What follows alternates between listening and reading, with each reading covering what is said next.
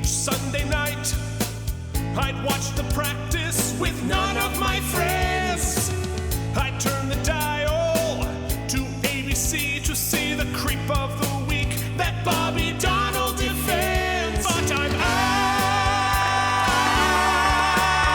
out of practice. With your hosts, Keith Varney.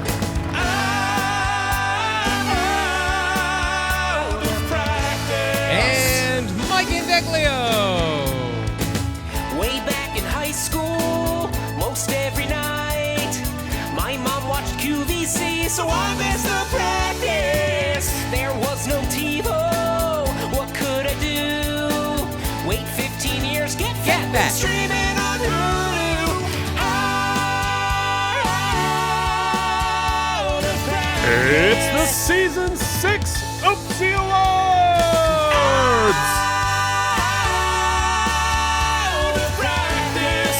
You didn't ask, we didn't listen. Out of practice.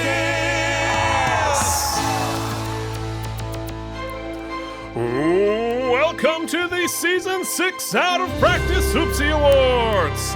Tonight, we hand out the prestigious awards for distinguished achievements in this practice Season 6, starring Dylan McDermott, Cameron Manheim, Steve Harris, Lisa Gay Hamilton, Lara Flynn Boyle, Kelly She Making Me Happy Williams, Marla Sokolov, and Ron Livingston briefly, with appearances by Dylan Baker, Charles S. Dutton, The Baker's Wife, a crossover with The Walking Dead, John Larroquette, Bruce McGill, Gus Fring, the guy who blew up Gus Fring, Black Widows, more Black Widows, Babies Everywhere Again, gambling addictions, a serial killer after Lindsay.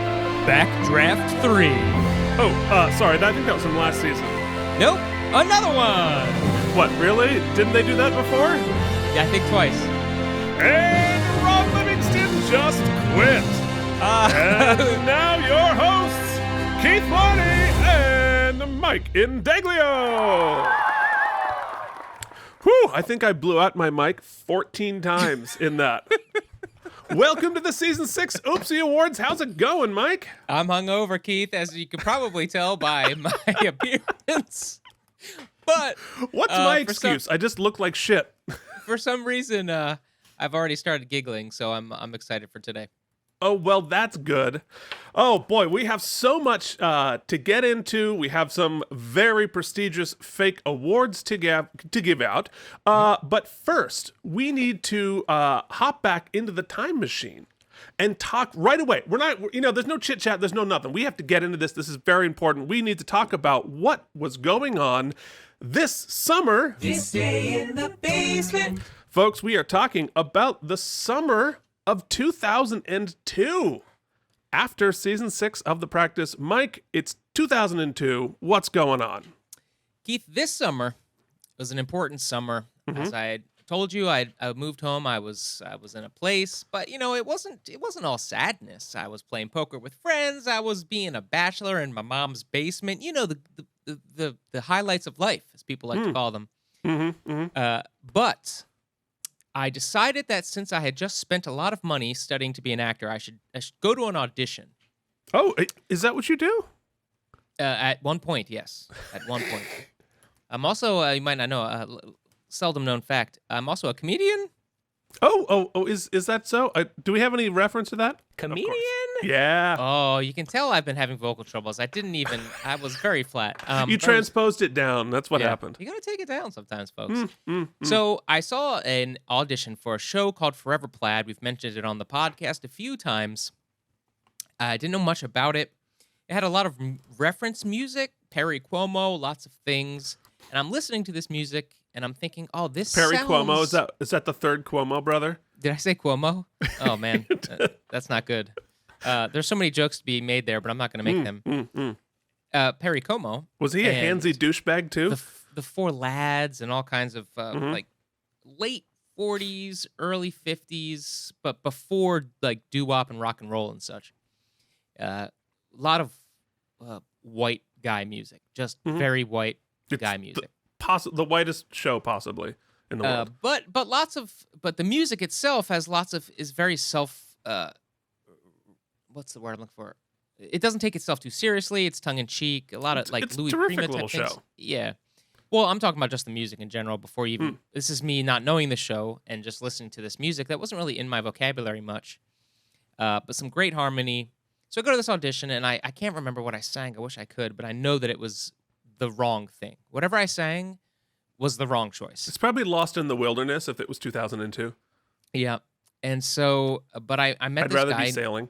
named Will Stutz. He was the audition was in Philadelphia. It was at the Walnut Street Theater studio stage, I'll remember. And I met this man named Will Stutz, who I didn't know it at the time, but was going to change my life in a lot of ways. He was this like Southern guy who had moved up to Pennsylvania, and he was just the sweetest man. He passed away this year. That's why I'm a little sad. But so anyway, this is a good story, so I'm going to tell it because this took up my whole summer. So a couple days later, he called me and he's like, you sang the wrong thing. I'm not sure that you're right, but I know you have this part. I have you. I just can't get you out of my mind from this audition. I want you to do this part. And so I got my first libretto in the mail to do Forever Plaid, and I just had the coolest like 3 weeks before the gig started, just learning this music. It was my first professional job, so I really went for it. Like I tried to learn all of the melodies before I went to rehearsal. It is, and I actually saved my butt because if had I gone in cold, I would have been in trouble. Yeah. So I did a ton of work. I did as much research as I could at the time. The internet wasn't as internet as it was right now, as it is now. And so finding a ton of old clips of reference wasn't really possible at the time.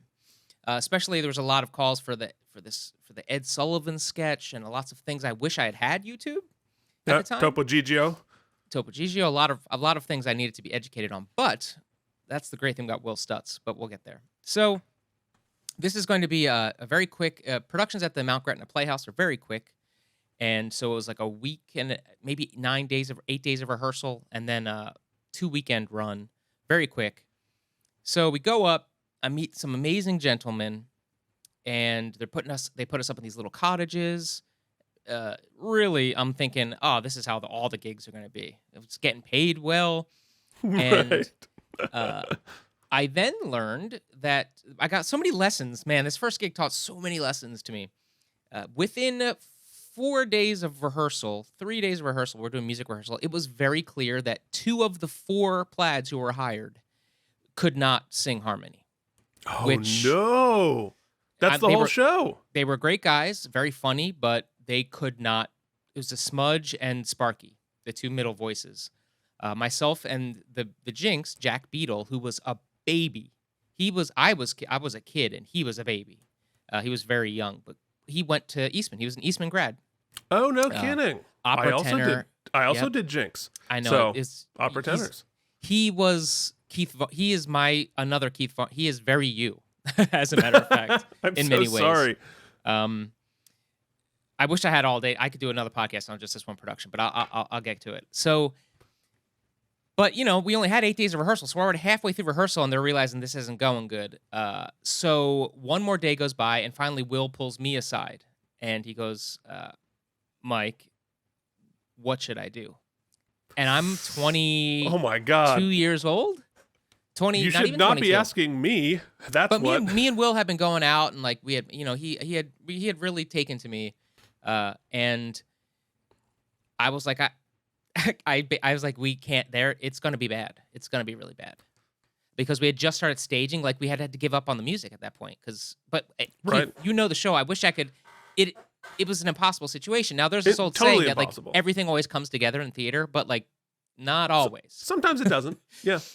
So anyway, the next day at rehearsal, there were 2 different guys there. Oh my God. He had made some phone calls. There had been some people who auditioned who had done the show before. Yeah. And I met two who would become really good friends, and one who would become a lifelong friend. I was in his wedding. Oh, this guy John Smiley, and they came in, and we had at that point I think 2.5 days of rehearsal before we opened. Oh my God. We had never met each other, and luckily they had done the roles before. But Yeah. there's a lot of choreo. It's a big show. It's a big little show. It's a lot of work. There's only 4 people, and they never leave the stage, and So they we all ended up- sing together. Yep. We ended up doing this thing called the Plaid Huddle, which is not a thing in the show, but it was for this one very specific production. And we would, when the show opened, we barely knew what we had rehearsed in all kinds of a jumble, so we barely knew what was next. So we would at any point, you could call a huddle, and we would get on stage real quick, like in the middle of the stage, and just remind each other what was next, and like stuff like that. It was Oh my insane. God. It was absolutely insane. Wow. Oh, as I'm talking, I should put up. Hold on just a sec here. The Plaid Huddle. Yep. We Was This that was your the venue? Playhouse. That's beautiful. yeah, this is the Mount Gretna Playhouse, which is beautiful. I'll give you Wow. some other pics here. This is the outside. It's like outside of Lancaster, Pennsylvania. Yeah, what a Right beautiful now. place to be hanging out and doing a show. Yeah, especially as like your first one, right? I thought I had another one, but maybe not. Okay. Anyhow, so it went great and it was fine. I got my first review, which was kind, and you know, what ended up happening was it was great because this guy Chris Kowalski, who ran the downtown cabaret or whatever it was called in Rochester at the time. Oh, I had used to come live and seen around the block, literally. Yep. And he's like, yo, I want to bring you guys in. So we got like transferred, I guess. And I would go on to do the show for like another 1.5 years in Rochester with these same guys. They kept us together. And it became, I've done, there's multiple productions we'll talk about on the podcast after this, but with these guys, at least 1,000 performances. Boy, that's crazy because if I were 1 year younger, Mhm. I'm sure we would have met each other because our dorm and that little underground cabaret space was literally half a block apart. Well, I ended up, it's funny you say that because I ended up even when I was working in Rochester, and we'll talk about it later when we get there, I ended up being like, I might as well double dip since by the time we had the show running, it was running. So I Right. went and got a job working at the box office at the Rochester Phil. Oh, no So kidding. I just sold on Gibb tickets, Street. yeah, which was a great gig. So I was like rocking it. My first couple years out of college really ended up being pretty lucrative and good. I mean, they paid us dick Naturally. in Rochester, but it was cool. Anyway, it was my first gig, and I learned a lot about how the show must go on, and sometimes tough decisions are made. And Yeah. it's funny because this was a production. This was an equity production, but we didn't sign equity contracts because I think they had only had one contract at the time, and they used it on the stage manager or something. So we were all non-equity guys. Oh, interesting. So we were getting paid Lort B or C money, so it was pretty good. Yeah. And then when we transferred into Rochester, I started learning why non-equity can also be bad. Yeah, because we got paid very poorly in Rochester, and the working conditions. That I'll save it. I'll keep the memories good. It was my first gig. I was super excited. What a summer to get out and like do the thing you've been practicing doing. Yeah. And my mom got to see it. And Keith, I have to say, like, we talk about who are you doing it for and making your parents proud and all these things. My mom saw this production, even though like this version of it was not our ideal version. There was a looseness and a nervousness that I think added to the kind of vibes that these kids would probably have been feeling. Yeah. And we did the Ed Sullivan sketch, which when we get to Rochester, I actually have video, so we'll get to it. Awesome. This show will keep coming back in my life. We'll have to talk about it when that podcast in another realm, I guess. But when times in my career would like grind to a halt and I'd be questioning everything, a Forever Plaid production would come and save me and bring me back. So it means so much to me, as I'm sure it does to you. It's one of these things that sticks with you forever. These shows, and my mom got to see it, and I saw her when she saw the Ed Sullivan sketch. She basically pissed herself in the audience, and I could see it. And I don't think I'll ever reach like that feeling of satisfaction again. So anyhow, that's what I was doing this summer. Keith, what about you? Talk to me about the summer of 2002. Yeah, boy, that sounds like an amazing summer. Well, cool. we're going to do a production of Plaid. Mike and I are going to produce a production of Plaid somehow, some way, someday. God damn, we need to do it. I would love to take another crack at that role because that was Oh yeah, I'm not done. crack pun intended for the high tenor part. But Every once in a while, like my buddy John Smiley, who played Smudge, is just such a great man. He's a drama professor down in Tennessee now. I forget the college, but he every once in a while will just shoot each other a text, and instead of saying like "What's up" or catching up or anything, we'll just a text that'll say something like "Just one wish" or "One more time," or like we're not done yet. We have one more else. I believe it. I believe it. All right, so summer of 2002. I just have a whole bunch of quick stuff. But why don't I just start with the? I'm going to start with the good stuff, and I'm just going to give you a huge amount of. We have tried for years to make this podcast a success. We failed. It's time to give the world what it wants. Meow, meow. Hot cat content. Meow, meow. Hot cat content. Meow, meow. Hot cat content. Meow. That's going to be a ringtone for somebody. So, Phoenix, you're our only hope, man. Truly. So this summer I spent in Vermont with my folks and, getting ready to move to the city, which I did in September. But what made this summer so great in the cat world was that I spent this summer with my two cats growing up, Charlie and Bigfoot, and also the two cats that I had with my ex-girlfriend at that point, Frog and Toad. So there I am, from left to right, that is Toad, then two pictures of Charlie with me, or Charlie on the thing, and then there's Frog on the right. And they were all there at my parents' house. They all got along amazingly. And they got to run around in the woods for a summer and had a marvelous time. Oh, there's Toad again. He's what a great cat. And sadly, none of them are with us anymore, but that was almost 18 years ago. So, who's the one who's sleeping on his back? That's Toad. Awesome. Toad he was an amazing cat. And Charlie in the center there, that's Charlie 1, not Charlie 2. Okay. So it's amazing how similar they look. But had a great time with the cats. The other things that I had a great time doing was a summer where I got super into playing D&D with my older brother and his buddies.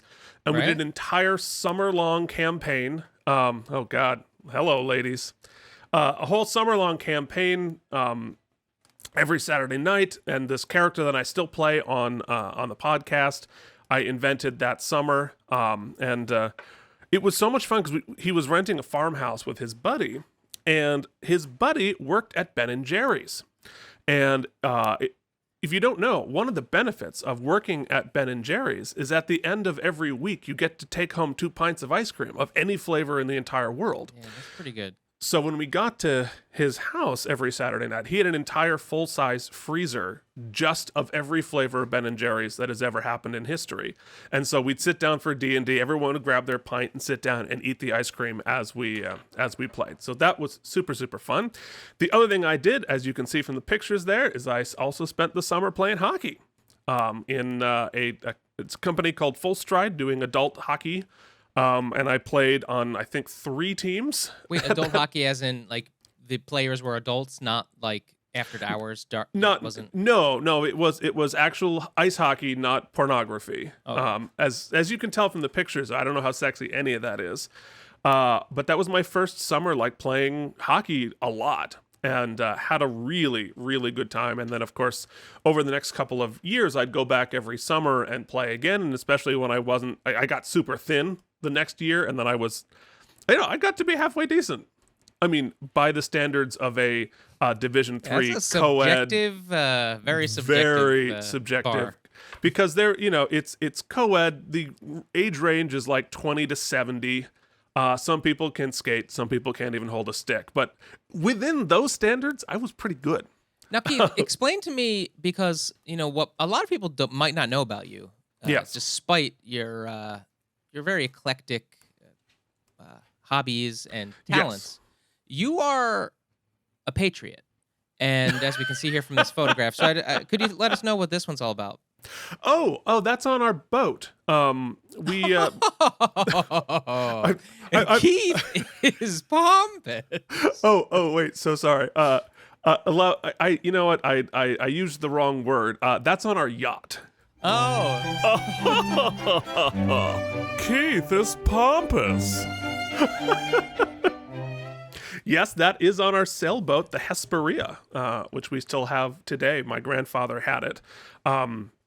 It's so that's out on Lake Champlain. My folks still go out all the time. It's like our family heirloom boat. And have you ever seen the show or the movie All Is Lost, the Robert Redford? Yes. Sort of a one-shot kind of guy, right? Or Yeah, well, it's just the one with him on the boat. Just him on the sailboat in the hurricane. That boat is the exact model of the Hesperia, which made it very upsetting to watch that movie because all the interior shots, the interior is exactly the same as well as the exterior, and I'm like, oh my god, we're all gonna die. So that was an odd. Yes, our family's young. It was my grandfather's. We couldn't afford it. Speaking of things I couldn't afford, also this summer I was finding an apartment. Searching for apartments in New York City with my good friends Mike and Jen, both of whom were voice majors with me at Eastman. We decided to move to New York City all together, but we'll talk about that later. But in the email thread, we were realizing that the apartment rates in New York City were really low at that point because it was less than a year after 9/11. Oh, man. Good time to move. Yeah. And the last thing I'll say about this summer is my summer job. I worked at FedEx. And so I wasn't driving the truck or anything, but I was loading the trucks. And my my day started at 6 a.m. for the sort. And let me tell you, folks, when you ship something FedEx ground and it arrives in one piece, a higher power has intervened. Because when I got there, it was the Williston FedEx ground sort building. And they had, obviously, a conveyor belt where they unloaded the boxes from the truck, and then all of the smaller trucks were lined up against it, and it would go down the conveyor belt, and you were there, you're looking for your zip codes or whatever, and you scan it and load your truck. However, the conveyor belt is just an L. It's not a full loop. And it's up on sort of this raised platform, so that the conveyor belt itself is probably 8 feet above the ground, which was a concrete floor. And my supervisor trained me to, not like, hey buddy, this is how we can get away with it. This was the actual specific FedEx training. When a package got to the end of the conveyor belt and it hadn't been claimed, you pick it up and you toss it off the back of the conveyor belt 8 feet down onto a concrete floor. Well, that's why you always have to up the insurance estimate of your packages. I can't believe the number of packages we just exploded. It was insane. So, it was fun. It was easy, and it was only about 4 hours to do the whole thing. 6 a.m. was a little rough, but, it's a summer job. That's what you do. All right. Well, speaking of summer, let us zoom back a little further and talk about what was going on in the world. If I can get to my cue here. Here we go. It's time for the Out of Practice Podcast's This Day in the World. The greatest hits, the biggest movies, headlines from Vermont, essential sports updates, and for some inexplicable reason, the weather from 20 years ago. Now back to Keith and Mike. Okay, very quickly, in the summer of 2002, we would be listening. There's only 2 number 1 hit songs for the musically. Whole summer? The whole songs summer. Of the summer, all right. Both Nelly songs, Hot in Here and Dilemma, ruled the summer. Man, Getting Hot in Here was a huge jam. I remember that broke through to my stupid weird listening. which is really saying something. The top movies were Minority Report, Men in Black 2, Frank! Austin Powers in Goldmember, I love gold! The look of it, the taste of it, the smell of it, and Signs. Swing away, Meryl. The alien invasion that they forgot that they're killed by away. water. I thought that Signs was pretty good. It was. I thought it was one of his underrated ones. It was good until the end. It was. I mean, it's well acted, well shot. It's all, it's always well acted, always well shot. The scenes are well written. The logic of aliens coming from another side of the universe to take over a planet, but they can't touch water, and the planet is covered 70% with water. Yeah, my issue with Shyamalama Ding Dong is that I think he is an incredible, maybe virtuosic visual storyteller. Not a great writer. So I'll also say another minority opinion I had, Keith. Minority Report, I think it holds up. It's pretty good. That's great. When they first came out, I did not grok the humor in any way, shape, or form of Austin Powers. Did not find it even remotely amusing. Now, in retrospect, going back to them now, I see the absurdist humor. I appreciate Mike Myers, but back in the day, they were not my jam, which a lot of people really, really were upset with me about that. Well, it's hard to take that out of context because Austin Powers for me got ruined by everybody's Austin Power impression. Fair. So if I hear one more person say like, "Oh, behave," I'm gonna, like there was an era where like that was what everybody was doing, and I just wanted to kill everyone, and I think I should have. I think that would have been the right thing. So, yeah, I can sort of take it or leave it, but it became it gets grating very quickly. So, all right. Well, now let's talk about the important stuff in a segment we call. It's time for sports ball. This summer featured the 2002 World Cup in Korea and Japan. Brazil beat Germany in the final to take their 5th World Cup. The United States won a huge upset in the round of 16, beating Mexico 1-0 before being eliminated by Germany. See, this is one where, like, if I cared about baseball, I could tell you something you were actually interested in. Guys, should I tell Keith? I'm going to tell Keith. Keith, what's wonderful about what just happened is that your internet shat the bed for exactly the length of sports ball. Like the bumper ran, and then you froze, and your internet cut out until it was over. Like, perfectly. So, generally, I'd say, you know what, let's cut back in and do that again. But I think, for the sake of all of our listener, I'm just going to let you sit there frozen. They all blacked out. As I look panicked, but we know it all works out in the end. Amazing. All right. Well, folks, we have learned all that we're going to tell you about the summer of 2002. And we need to talk about the world of The Practice, of Emmy Award-winning series The Practice. And it's time to talk a little bit about the 2002 Emmy Awards, which were hosted by Conan O'Brien.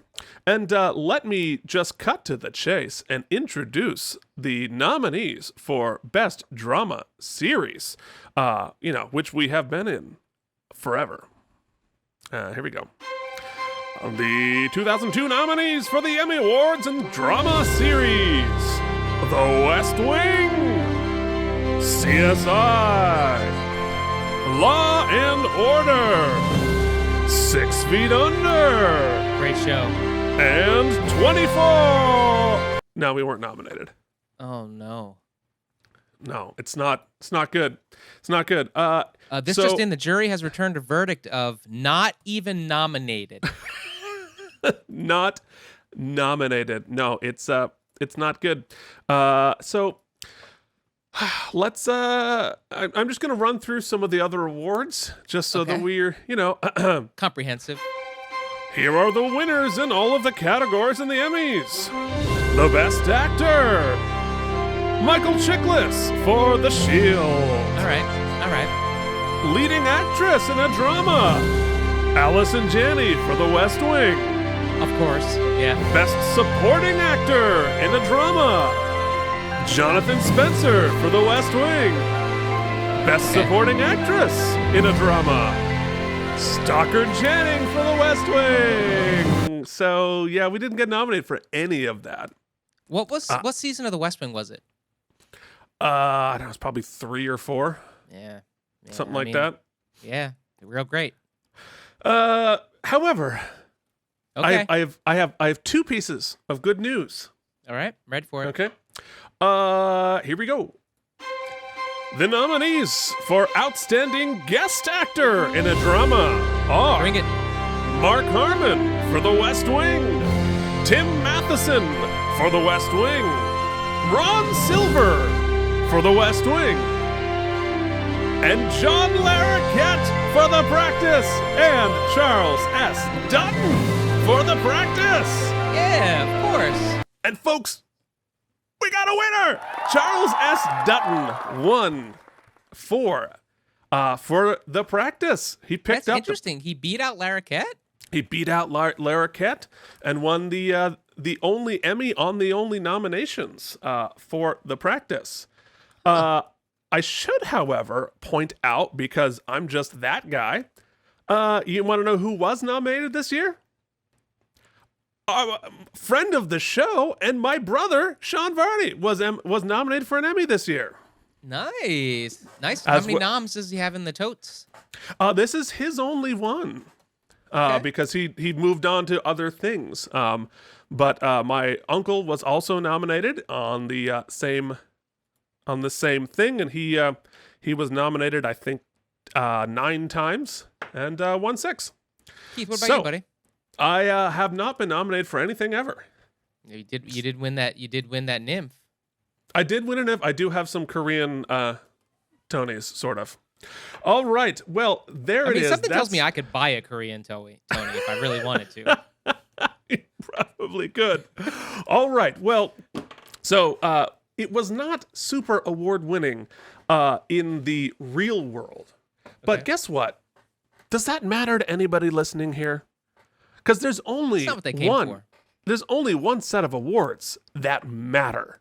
But before we hand out the prestigious Oopsy Awards, we need to remind you what happened in season 6. Folks, we are going to do a little recap so you remember what happens. So, Michael, are you ready? Just stall for just one more second, maybe. Okay, so I'm now stalling. So we haven't done this before, but as I was setting up the all of the stuff for this, I'm like, I don't remember a lot of the things that happened because life is hard. Yeah. So I thought maybe there's a way to help trigger both of our memories before we start adjudicating these. So, season 6 of The Practice, episode 1, The Candidate. The one where Dylan Baker's wife killed his lover and got away with it. Also, Emmy Rossum was there. Eleanor figures it out and is furious. There is no follow-up. Episode 2, Killing Time. The one where Charles S. Dutton and Steve Harris melt our screens with acting and some other things happening. Episode 3, Liar's Poker. The one where Jeffrey Tambor extorts Jimmy, who apparently is a gambling addict. Episode 4, Vanished, Part 1, the one where Jimmy is a gambling addict, but apparently really good at it.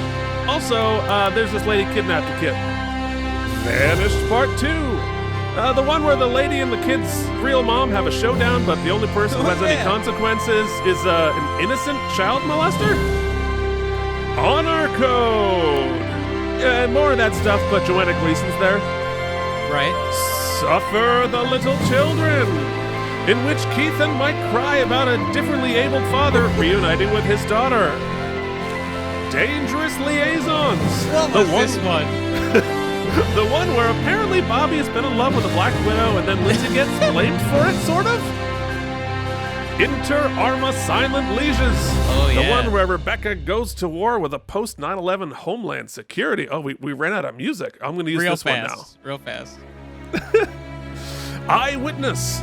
The one where the Reverend helped his lover get away with murder and their gayness was relevant somehow. Keith and Mike were mad. The Test.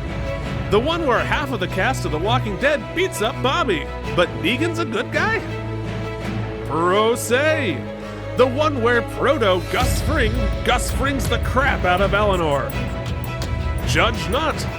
The one where a corrupt judge tries to take down Bobby proverbially, but drunk Helen succeeds in taking him down literally. Nice. Man and Superman. Good God. The one where a guy thinks he's Superman and jumps out of a window. Twice. No, really. And Preemie Unplugged. The one where a crazy lady sprays perfume. There's another story, but I forgot it. Manifest Necessity. Ron Swanson doesn't want to get murdered.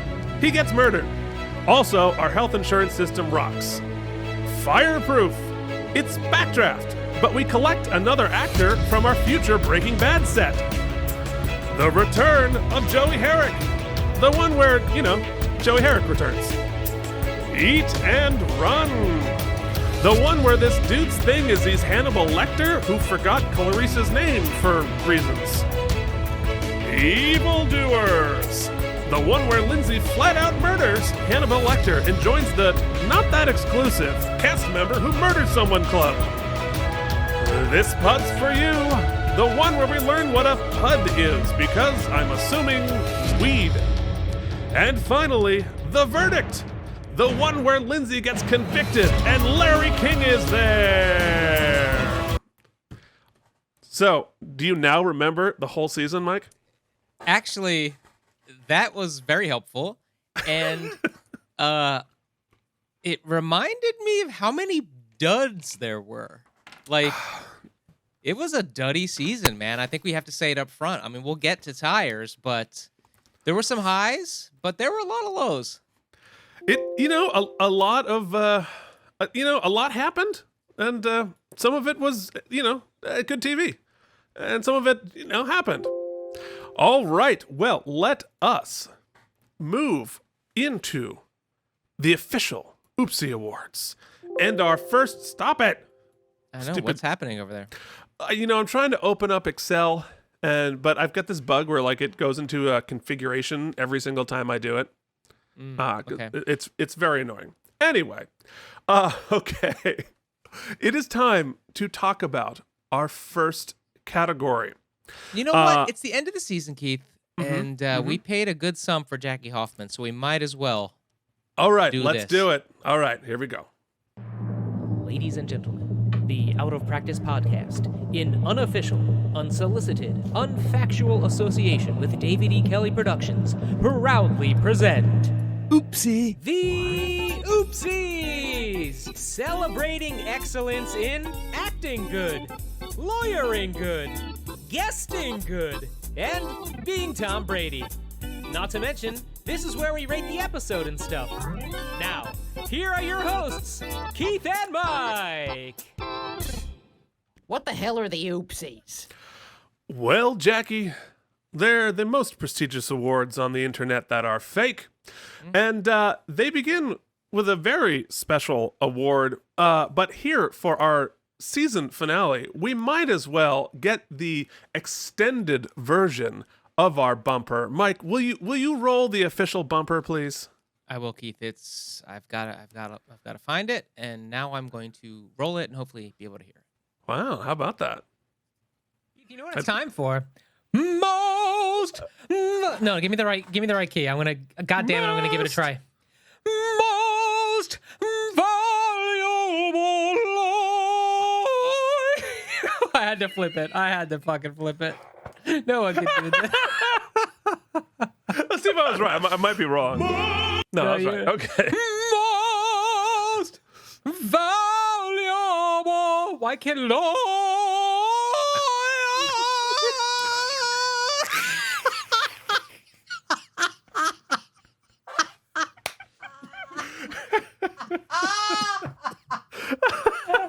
Guys, I want everybody to know that I'm really trying. All right, wait, hold on. One more.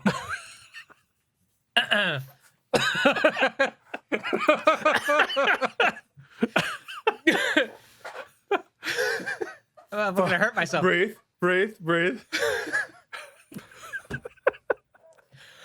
Most valuable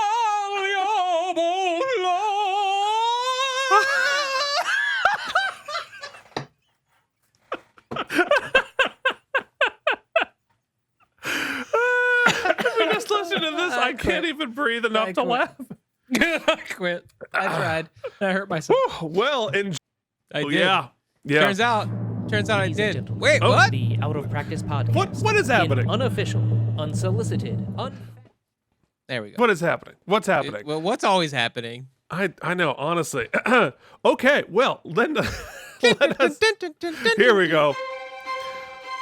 The nominees for Season 6 of The Practiced Most Valuable Lawyer are Eugene Young for Killing Time, Eat and Run, This Put's for You.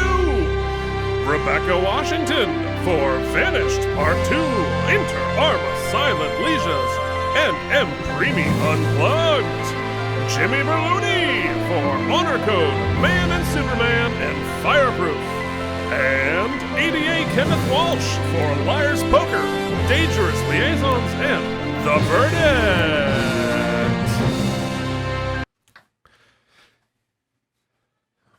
It's interesting you put the DA up there because he did have the arguably one of the biggest wins of the, I guess the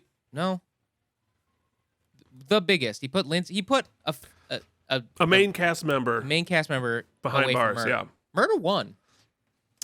Which interestingly, I guess we'll talk about it later when we talk about the recap. But Phoenix wrote in and brought up a really good point about. He's also incredulous with the outcome, and he thinks it was, well, we'll get to it, but I agree. It's like he not only did he put all his eggs in one basket. He didn't charge her with any lesser crimes. He just went for murder one and got it, which is nuts. Yeah. You know, when I think about the season in totality, I think Eugene really stepped up this season in the lore of the world because he had to basically assume strategic operations for the firm for a good portion of it, all the way through the pretty catastrophic loss of the last case. But for me, what sticks to me is a bunch of episodes where Jimmy took the helm and really recentered, whereas we generally see Rebecca as the sort of moral compass of the office. In some of Jimmy's big cases this season, he really brought a ton of empathy and compassion that we hadn't seen. Even in that one, the Man and Superman episode, just some of his cases really stuck with me. So I'm having a tough time. I think for me, it's between Jimmy and Eugene right now.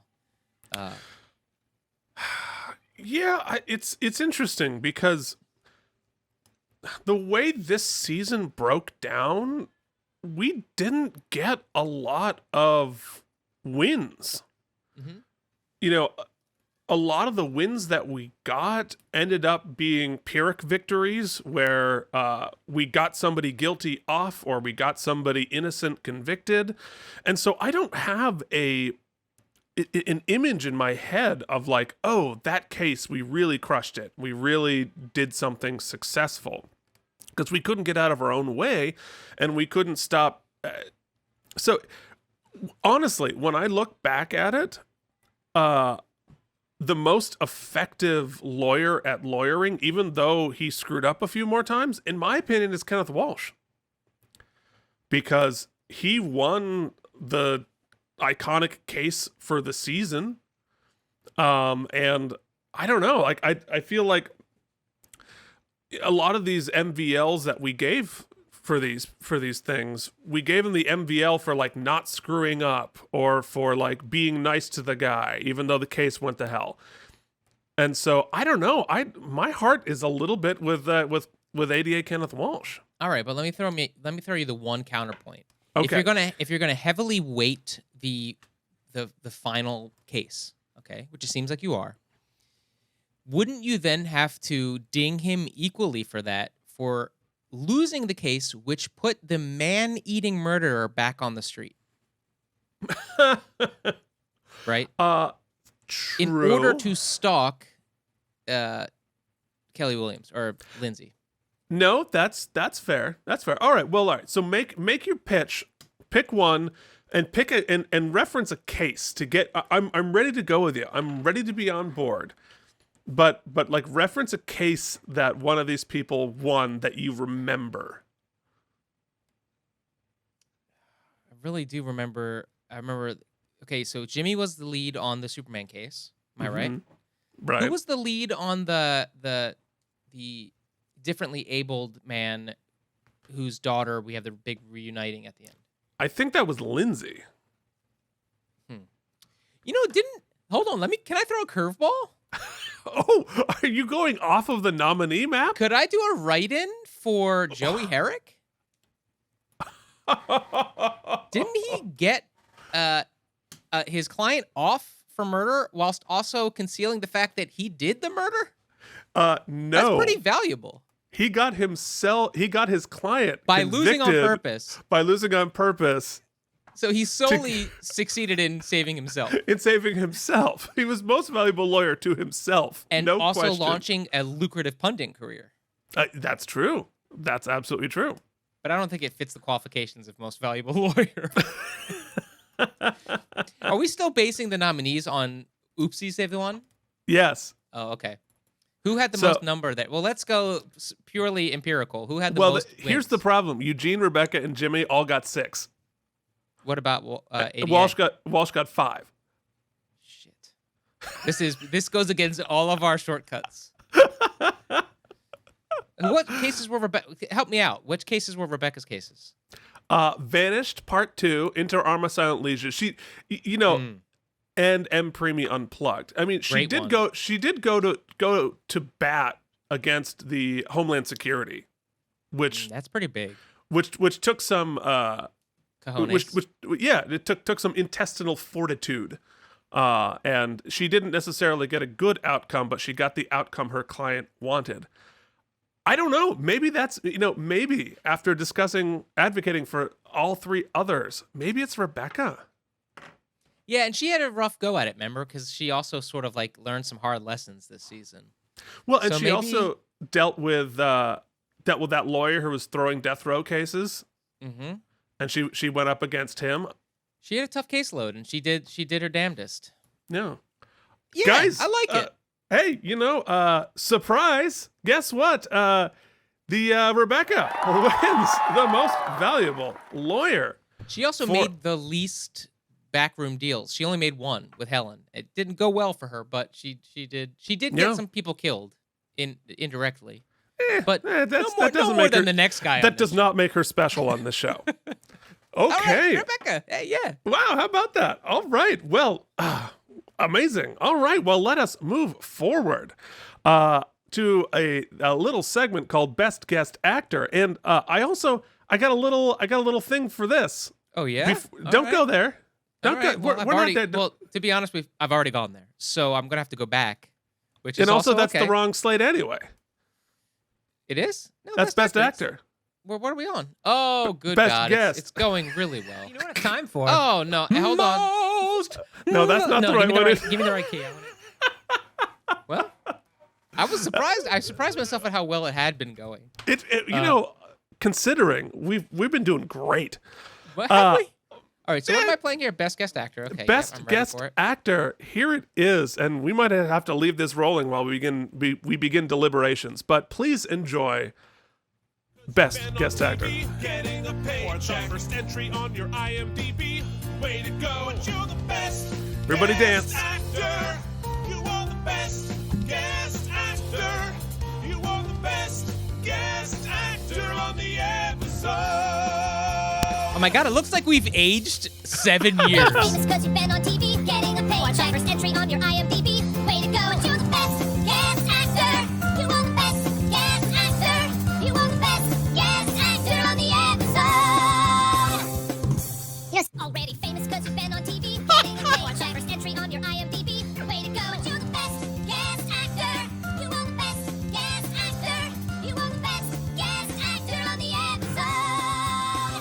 I'm sorry for those of you who just listen to the podcast. What are you doing? You're just listening. Because, folks, we did this 22 times this season. We're remarkably consistent.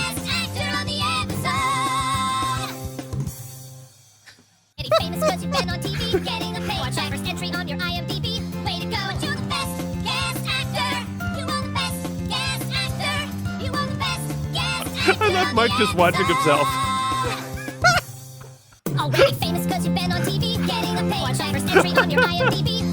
Guys, you really need to watch this on YouTube so you can get... Did you do all of them? Hell yeah, I did. Oh man, our hair game is really evolving.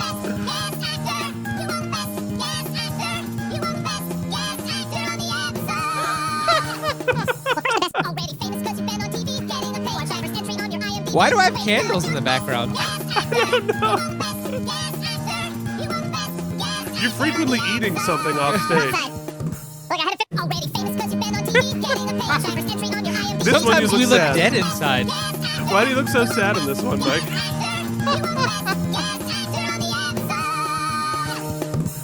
A very serious face on. You're happier.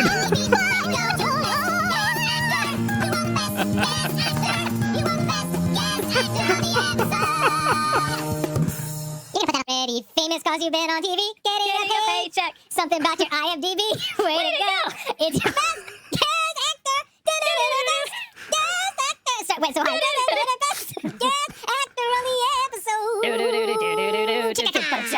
Already famous cause you've been on TV, getting a paycheck. That one was my absolute favorite. It never gets old. Already famous cause you've been on TV, getting a paycheck. First entry on your IMDb, way to go. It's your best guest actor. You want the best guest actor. You want the best guest actor on the episode. Keep coming. Famous cause you've been on TV, getting a paycheck. First entry on your I had a It's couple really a fat good way weeks. to look a at your couple hat of fat collection. weeks.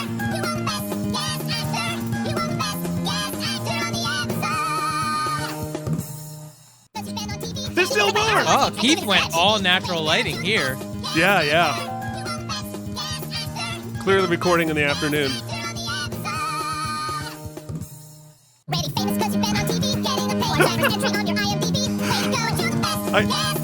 We just go on forever and ever. Ba-da-da-ba. Oh yeah, small headphones. Mike's like satisfied in that one. You really found your groove, Keith. You really got comfortable with the moves.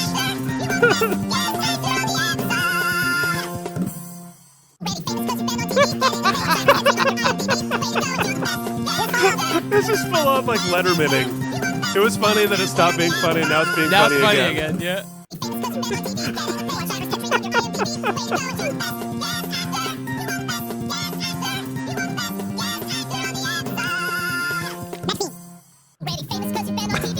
Oh my god, they keep going. I sped them up because the first version of the video was 8 minutes long.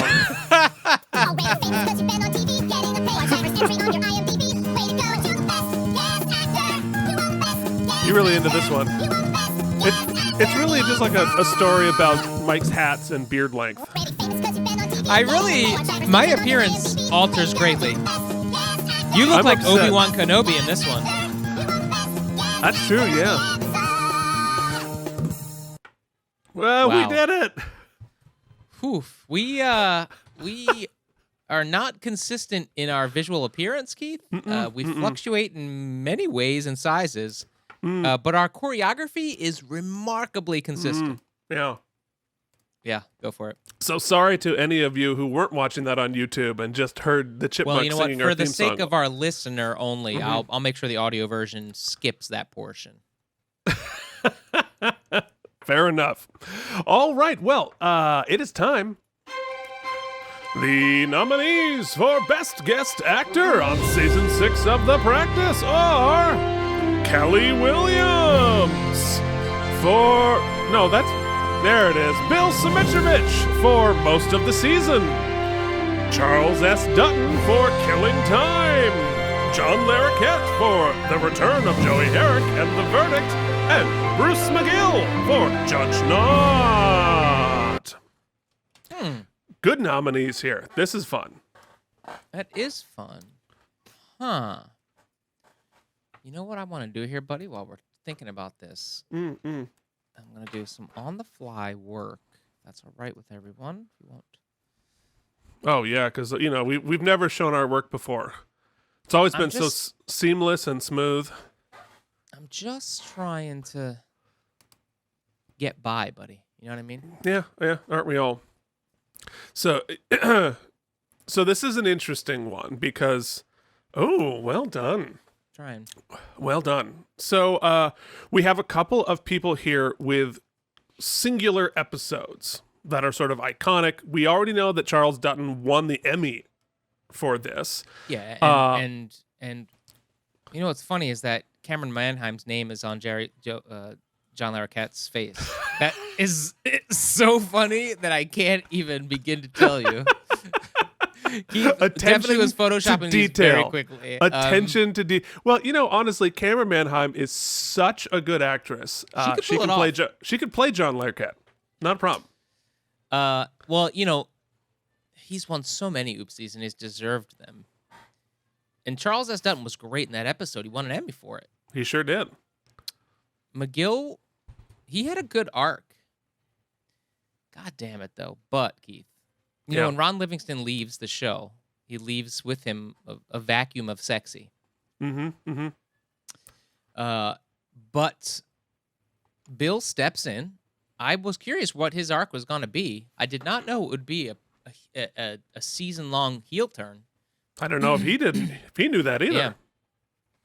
But I think you mentioned it in the Tires rundown for an episode or two ago that he really embraced it and made it feel earned, which is tough to do. It's not like he had a huge amount of time to do so.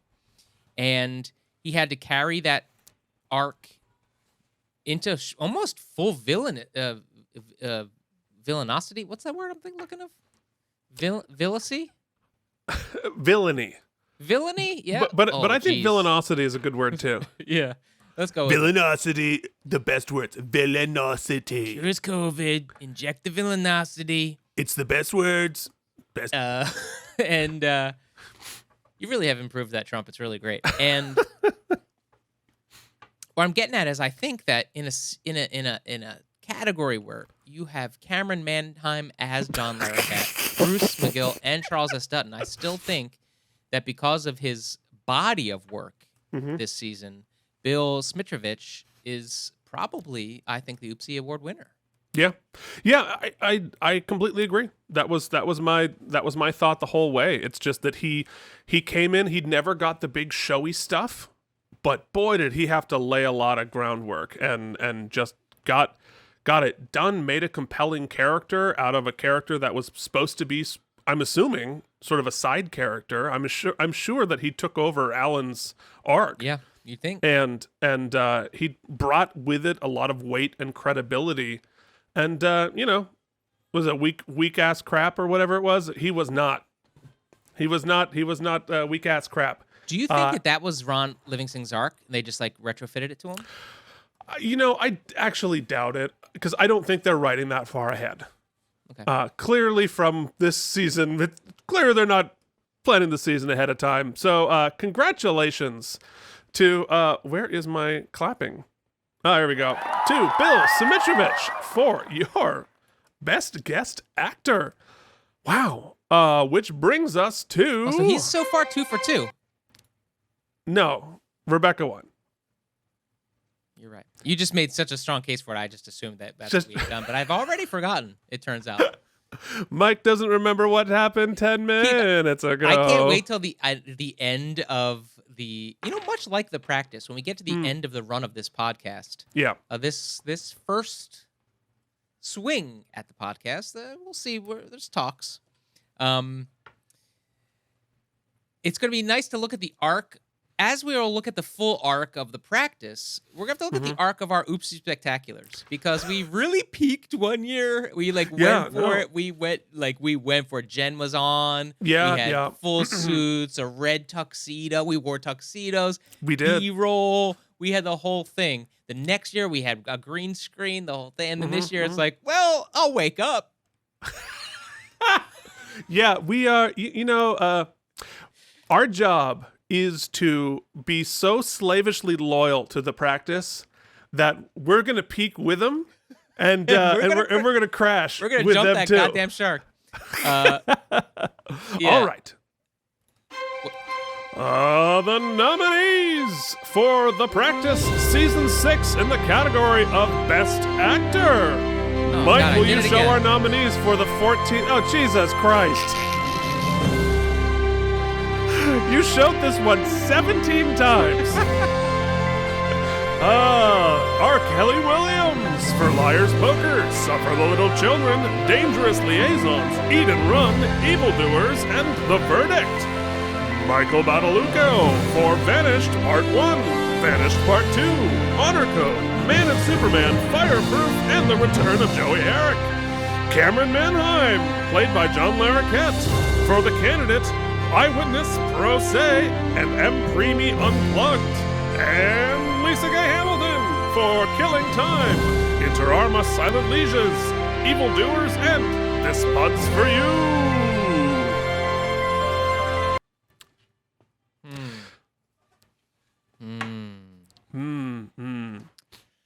Okay, well, I'll help narrow it down here. So my feelings are that Michael, for every episode he won the Oopsie for, I thought he was absolutely stellar. The same goes for everyone. I think Cameron always brings something so special and unique, be it a subtlety, be it just her ability to do anything. So she absolutely, I think, rises to the top again.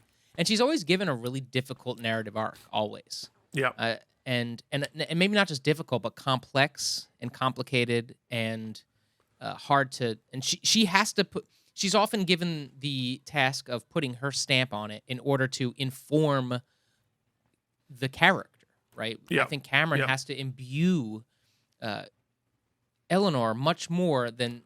I think you could I think you could. I don't want this to sound too critical, but I think it would be easier to transplant any of the other characters to a different actor, and they'd be able to bring a similar vibe to it. Whereas I don't think anyone else could play Eleanor. I think she's I as well. That said, focusing on season 6, much like from my argument for Smitchovich, I think that what Kelly Williams was tasked with this season, the highs and the lows, and the highs were very, very high. And I mean that to a point where most of the time as an actor, many times as an actor, you can find the stakes somewhere. You can sort of transplant some sort of experience in your personal life to the stakes of the character to find your way there. Kelly found herself in some rando situations this year. Yeah. I mean, there aren't a lot of things we can equate to our lives to being haunted by a serial killer who wants to eat you. And by the way, this is the 3rd time it's happened. Yeah. Yeah. That's a very unique set of experiences. Yeah. Which is also, as far as just like a plot device, pretty insane. On the other side, how do you deal with a husband and a family whilst juggling your career, whilst your husband and you are clearly having some communication issues and maybe some fidelity issues, which are very grounded, real things, and maybe the script is working against you as a character in all of those situations, and you as an actor still have to bring a humanity and a reality to it. That's a tall order, and do it as one character over an entire season while you're still in a procedural drama. Yeah. And I think, for me, that task was accomplished as well as anyone could do it, and even brought me to emotional stakes quite a few times by losing her shit and doing it in a way that I felt was real. I think Kelly Williams is my winner here.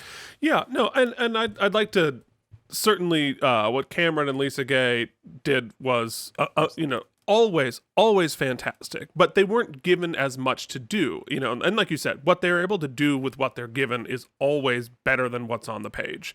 I think Michael had his gambling arc, while random, he did beautifully. And the relationship stuff he dealt with Eugene and the sandwiches, like, I think that was all beautifully done. But yeah, it's Kelly's season. I think Kelly really, you know, speaking of like the script, she treated the scripts a lot better than the scripts treated her. But she really brought it. She was given a giant task, a giant undertaking here. And she really crushed it. So I think there's no question this is Kelly Williams' season. Season 6 is Kelly Williams' season for Best Actor. Now, Keith, there's a big question. Yeah. Can you get an Oopsy Award, the prestigious Oopsy Award, into a federal supermax prison? Well, because at this point they're virtual, we have not 3D printed the physical awards, then we're really just carrying them in our hearts. Okay. When we hand out the physical ones, you know, from the millions of dollars we're making on this podcast, then we'll have to figure out whether it could be made into a shiv. It's a good question. All right, moving forward, the nominees for Best Episode of The Practice Season 6 are The Return of Joey Herrick, Eat and Run, Judge Not, and Rose.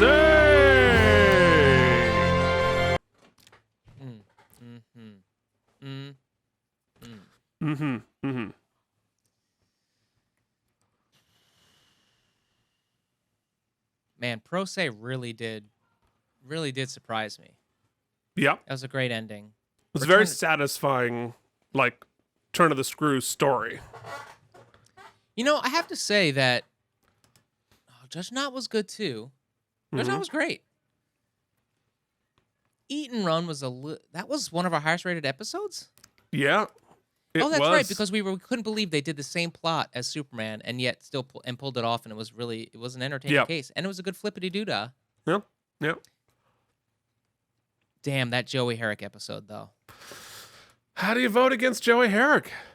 It could have been terrible. It could have been all scene chewing, but it was actually kind of a cool case. The twist got me, and he is so damn good. Yeah. See, that's when writing a twist ending is when it's clever and unique. He can land it. You need someone who can land the twist. That ending was awesome, actually, if I recall. Yes, as it was.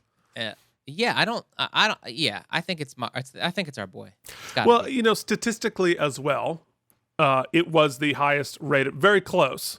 They were all between 8.88 and 9. But yeah, I mean, I think Pro Se was very satisfying plot wise. It was like, oh, that's so cool. That's crazy that it happened. And Judge Not was as well. I love the scenes between he and Bobby sort of feeling each other out. But in terms of a fully satisfying episode, I think it's Return of Joey Herrick. I don't think you can get around it. So and that's it. Yeah. Congratulations, Return of Joey Herrick as the best episode of Season 6. Okay, folks. Well, now we have our next award, a very important award, which is good. And the award should go to me for doing, I think, 12 Tom Brady's at about midnight last night. So some would say, Keith, that you've had an entire season of podcast to do that. Some would say, yeah, I know. The Tom Brady Award for being Tom Brady. Let us go through the season's worth of Tom Brady's. Here we go. Where is it? I'll do Tragic Brady for this one. Oh, hold on. It's all quiet. Take it away, Mike. You can go first. Oh, face Tom Brady. Oh. Self-help Tom Brady. Now, I haven't seen some of these, so I'm very excited. Sexy gambler Tom Brady. Ooh, Ooh. that's really Tom Brady with his shirt off, kids. Watch Gross. it on YouTube. On the steps of the Brady, Tom Brady. Sorry, I'm trying to do it. Click it up. Ooh, abducted Brady. Ooh. Sandwich shop Brady, Tom Brady. He looks really happy to be an employee there. Identifying the Brady. The body Brady. Baby Brady in Bobby's mistress's arms, Tom Brady. Bobby's such an asshole. Patriot Tom Brady. Excellent. Tom Brady gleeful at a murder trial, Tom Brady. Tom Brady in ugly green ass sweater. So I went with ass sweater. Yeah, perfect. Los Pollos Hertamos, Tom Brady. Tom Brady accepting bribes. See, I Ooh. tried to think about what you could bribe Brady with, and it was a mirror, so he could so look at meta, himself. Keith. So Very meta.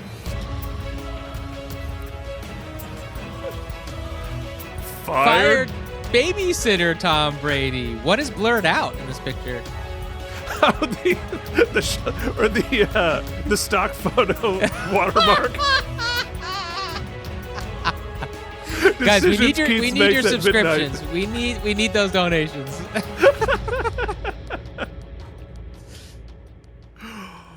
Holding a baby like it were the Lombardi Trophy, Tom Brady. Absolutely terrible.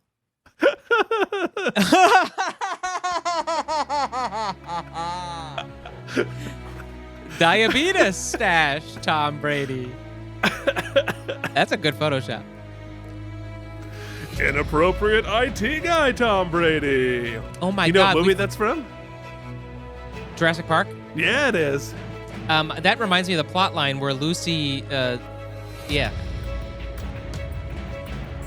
Joey Herrick, Tom Brady. And it's a return, Keith, because he's in the Bucks uniform. That's right. Tom Brady, who just ate something. Twin Brady, Tom Brady. This brings me so much joy. This putts for Tom. Oh my God, what is... That's one of the original ads. That's awesome. That's awesome. Tom sucking at Larry King's job, Tom Brady. And finally... That's it. Did we not do it for the last episode? This putts for you. Oh, that was Larry King. That was Larry King. Oh, my bad. Yes. Do we have to pick a winner, you think? Yeah, well, of course you have to pick a winner. This one's on you. This is one that you get to choose all for yourself. Oh, man. Okay. They were all very good, Keith. But I think it goes without saying that for me, I liked the finger one. Don't get me wrong. I liked it quite a bit. But for me, I think it's going to go to Brady in the ugly green ass sweater for the wordplay. Okay, congratulations, Tom Brady in an ugly green ass sweater. Now, Keith, are we going to Tom get Brady. an Instagram slideshow for that? Because I feel like the people need to be a part. Oh, yeah. Well, now that I've done the hard part, I mean, it only good. seems right. That's a good point. Okay, folks, there is only one last thing that we have to do, but it's the important one.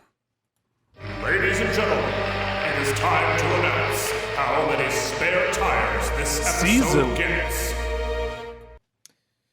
All right, first let's go back to the empirical evidence. But before that, remind me where we were last season. Last season, we our tires throughout the season were 7.78 on average.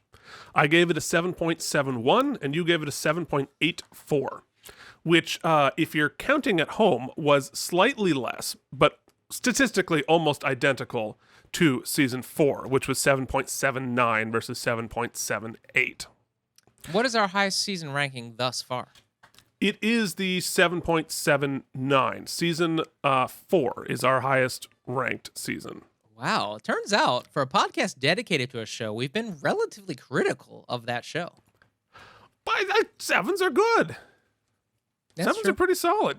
And I think the actual rankings we gave in the season episodes were probably a little higher than that, but I didn't go back and look it up.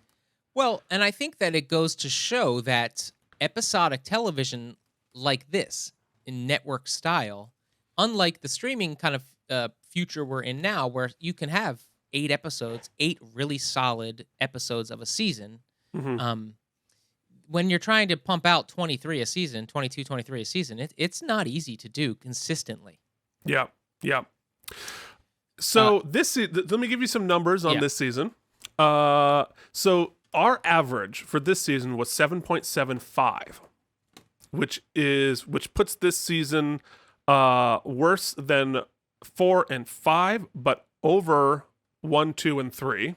Interestingly, our high score was a 9 for the return of Joey Herrick. Our low score was a 3.86 for Dangerous Liaisons. We also had our first unprecedented no score. We did not give tires for Inter Arma Silent Lieges, interestingly. Because the jury refused refused to give a verdict. And so our low score, that was the third lowest of the series, behind State of Mind in season 3, and of course, Sex, Lies, and Monkeys in season 2. Now, was that a special case, Keith, or do we generally do a worst episode and decide to toss one from the lore? We did that for the first couple seasons, but then by season 3, there really weren't enough bad episodes to do that category. What was the 3 whatever episode this season? 3.86 was Dangerous Liaisons. It was Black Widow. Bobby's cheating on Lindsay. And that it's indicative of what I think one of my big problems with this season is that, there's some standout episodes, but we lacked really any sort of cohesion. And the things that were cohesive were like Bobby's an ass to Lindsay. Mm-hmm. Lindsay's abused, metaphorically and physically, and as just a character and via writing. And there was no real, when you look at the consistent couple of episode arcs they're pretty bad on the whole. I guess this last one was unique and interesting in the fact that I got to see how we get out of it, but it should never be that. It should always feel like I'm interested in what happens next, not how are we going to untangle this knot, That really left a sour taste in my mouth. The way Lindsay's been treated left a sour taste in my mouth. That Black Widow episode, we still haven't recovered from it. Yeah. For Bobby. I don't know. It's a rough episode. I mean, John Larroquette was like a shining beacon of hope, and I thought we'd get more from him. That one episode was great, and his little peekaboo in some other episodes was good. But we also don't see much of Holland Taylor. We introduced a great character to replace Jason Kravitz, who I really liked. Yep. That character didn't last, and so then we get a new big bad, but sort of at the cost of Helen a little bit. We don't see as much Helen, and she doesn't get to be. Well, here, let me give you some more information. Sorry, I'm all over the place. Before you throw a number, because I actually do have what we gave out for final season numbers. Okay. Season 1, we gave out a 6. Season 2 got a 7. Season 3 got an 8. Season 4 got an 8.75. Season 5 got an 8.25. So we had a low of 6 and a high of 8.75. So, you said it a few weeks back. We're watching a show that's, and I think David E. Kelley knows it. We're watching a show that's sort of losing its focus and identity, and when it's hitting hard. When we're an ensemble and when all of our characters are being true to who we think they are, awesome episodes. but we're floundering a lot of other times. And I don't think it's poor by any stretch. It's definitely not an 8. It's definitely, I think it's suffering that same kind of feeling from season 1, where we're trying to find ourselves. Mm-hmm. And I think right back here, we're trying to find ourselves. And what there's a lack of trust that the episodes can stand on their own. Like we mentioned, there's a lot of writing backwards. There's a lot of gotcha gimmicks, and we don't need them. These could be Law and Order episodes, just like straight to the point, case by case, and our characters could survive that. And so I'm feeling a season 1-y high 6. I'd say, or I don't know if we're doing static numbers or how we do this, but I would think a 6.7, 6.65, 6.7 is where I would come down. Yeah, and I think that's right. I think you were the word used was standing on its feet, and I agree. This season feels a little wobbly. It feels a little. It's like it's lost its center. It's lost its balance a little bit. All the ingredients are still there, and the ingredients are great. But when I try to think about what is this season about, like what is sort of the basic arc of this season, and I guess based on the verdicts, it's like injustice, because a ton of guilty people were freed and a ton of innocent people went to prison. But I'm working backwards from the verdicts, not from the storytelling. So the storytelling isn't about injustice. The verdicts point to that. And so, yeah, it felt a little just, hacky because of each episode not really having much to do with other episodes and thematically just all over the place, and just a little bit falling into the tropes. What we now know are the practice tropes, the practice cliches, and just sort of living in it. And I don't think we gave our actors, our main cast, that much to do. This was a lot about the guest stars. It was a lot about sort of plot. We didn't have the Eleanor in season 4 or the Lara Flynn in season 5, like great showcasey kind of arcs. So it was like, So, I think you're in the right range. I think I'm going to go 7.1. Based off of the other seasons, because it's better than season 1. It's not as good as season 3, 4, or 5, and it's roughly in the edge of season 2. But season 2 is a little bit had some real clunkers in there. So that I think for that bottle-esque episode with Joey Herrick, it gets a big bump for that, because that was such a perfectly crafted episode. Well, there were some really good individual episodes for sure. It just as a whole, if I'm running this show, as I frequently do in my head, before season 7, like we have a come to Jesus meeting. And I'll be like, guys, we need to make a plan for this season. We need to figure out what the season is about. We need to figure out what makes us good. We're going to have to start plowing some new territory. And, no more crutches. No more twisty twist at the end. Yeah, unless it's earned.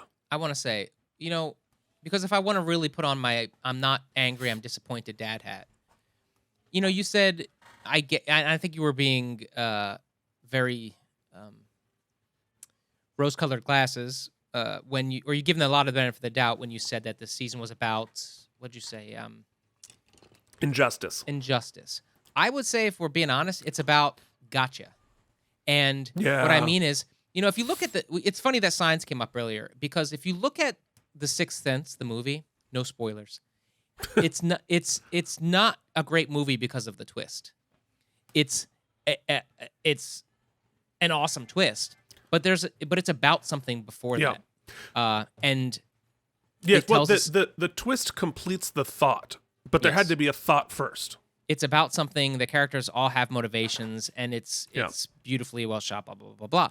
Some of the pitfalls I think he falls into after the fact was that he didn't trust that he could come up with a good story, and so it became about the twist ending. Yep. And too often, and I won't put it squarely on David E. Kelley. Clearly, he didn't write a lot of these episodes, but they didn't trust a lot of their narratives throughout the season, so they had to rely on the perfect episode example of that is the priest, or is the episode where there's the big gay twist at the end in the bathroom, which went on to negate any goodwill we had towards the episode up to that point. Yeah. And then the season is a larger manifestation of that as a whole, as the ending, as Phoenix says when he wrote in, and as you said last week, it was written completely backwards. It was like, we knew going in, guys, we're sending Lindsay to prison. Won't that get everybody's jaws on the floor? And let's just write an episode.